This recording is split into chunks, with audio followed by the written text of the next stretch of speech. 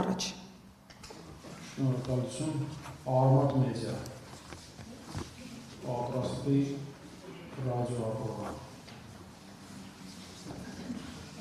Նախարար ինձ շատ հետաքրքիր է կառավարության պետի և ոստիկանապետի պաշտոնների փոփոխությունը, ինչով է դա պայմանավորված, եթե նկատել եք հումորներ կային, արդյոք կառավարության պետը լավ է հանցագործվում և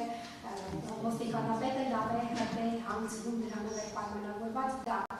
Սա մեկ, երկրորդ եկեղեցու բարեփոխման հետ կապված, քանի որ շատ է շեշտվում, որ դա վարչապետ ապրել ոչ թե որպես պաշտոն է, այլ որպես հայ-անգլիական սուրբ եկեղեցու հետևորդ, դուք ինչ եք կարծում եք ամեն ինչի մասին, ճակերտավոր բարեփոխումների և երբ որ խոսում եք բարեփոխումների մասին, ես միշտ հիշում եմ Միքայել Սեփազանի բերման ենթարկելու կադրերը, երբ ԱԱԾ ոստիկանության աշխատակիցները այսպես դերներով գրողում են մայրաթորը, ուզենցիալ անդրադառնալ և անչափահաս քննադատությունների շրջանառություններից խոսեցիք, ուզեմ վիճակագրություն ներկայացնեք անչափահասների շրջանում օգտագործման դեպքերի վերաբերյալ։ Շնորհակալություն հարցադրումների համար, առաջին թեմայով վստահաբար սոցմեդիայի տարբեր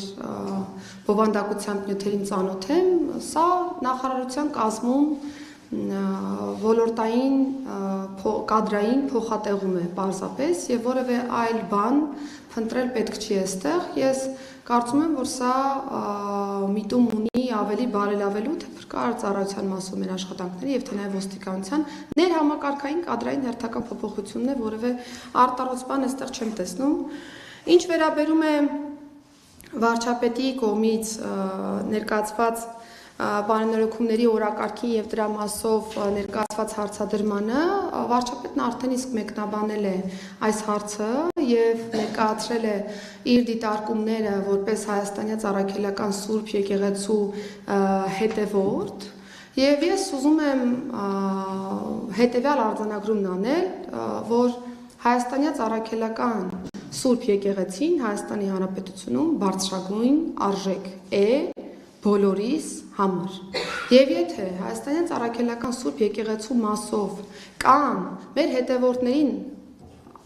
անհանգստացնող տարբեր հարցեր, ժողովրդավարական հասարակությունում նմանատիպ բարձրագույն արժեքին վերաբերող որևէ հարց չի կարող լինել տաբու և չլինել քննարկման ենթակա։ Հակառակը, ես կարծում եմ, որ ժողովրդավարական հասարակությունում նմանատիպ բարձրագույն արժեքի մասով մեր քաղաքացիներին հետաքրքրող բոլոր հարցերը պիտի քննարկվեն և դրանք պիտի հանգուցալուծվեն ավելի բարձրացնելով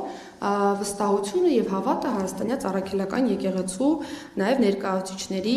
նկատմամբ։ Ինչ վերաբերում է բերման ենթարկելուն, հարգելի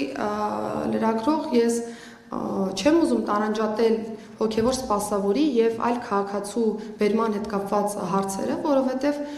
եթե կա բերման ենթարկելու մասին որոշում, այսինքն կա ձերբակալման հետ կապված հարց, ուզենք թե չուզենք, պրոցեսը կազմակերպվում է ըստ ստանդարտի, այսինքն ինչ որ ենթադրվում է ձերբակալման պրոցեսը կազմակերպվում է և այստեղ որևէ,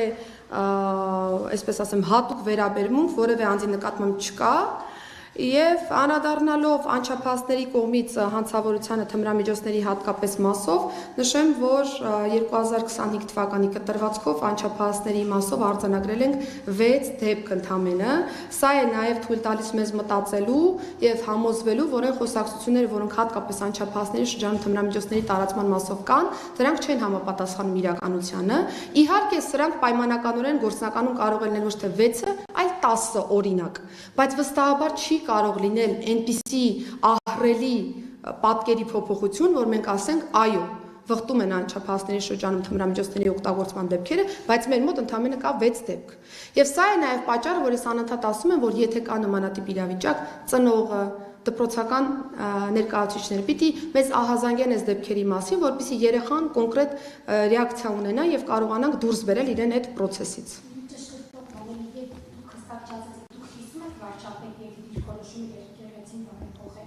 Ես կառավարության մաս եմ և վարչապետի ցանկացած օրակարգ աներկբա կիսում եմ։ Շնորհակալություն։ Ռադիո Ավրորա պատրաստի մուզեյը